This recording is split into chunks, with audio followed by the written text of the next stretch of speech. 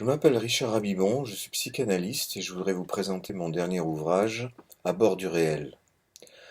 Ce n'est pas un ouvrage que j'ai voulu faire sur le réel, c'est à force d'analyser mes rêves depuis 40 ans toutes les nuits, je suis tombé sur des bouts de rêves que je n'arrivais pas à décrire.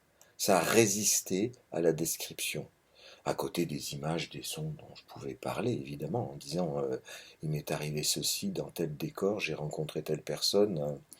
Mais à côté de ça, je pouvais dire il y a un tas d'objets hétéroclites. Je pouvais dire il y a dans un coin une forme, mais que je n'arrive pas à décrire. Il y a tel personnage qui me susurre des bribes de mots que je ne comprends absolument pas, qui ont l'air d'être dans une langue étrangère que je n'ai jamais apprise. Eh bien, j'ai fini par appeler ça le réel, en prenant appui sur la formule de Lacan, le réel, c'est l'impossible. Et donc la première partie de mon livre, c'est le compte-rendu de cette découverte, de rêve en rêve, à travers toutes les formes que ça prend, ce réel. Et la deuxième partie, c'est ma recherche dans l'œuvre de Lacan pour vérifier si son réel à lui correspondait à ce que j'ai appelé mon réel à moi, parce que c'était impossible à décrire. Eh bien, ça ne correspond pas. Ça ne correspond pas parce que chaque fois que Lacan emploie le mot réel, pratiquement tout le temps, il fait référence à la réalité. Et bien sûr, il dit le réel, c'est impossible, mais impossible, il y a plein d'impossibles dans la réalité, hein, des impossibles parfaitement repérés, symboliquement repérés. Par exemple, il est impossible de passer à travers les murs, ou il est impossible de s'envoler du 23e étage. Hein.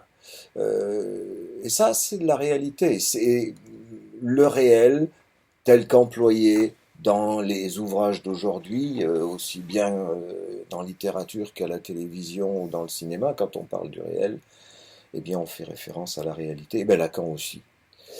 Et par contre, ce que j'ai trouvé dans mes rêves, c'est vraiment quelque chose d'impossible, certes, mais d'impossible à symboliser. C'est ça que ça veut dire, hein, impossible à décrire.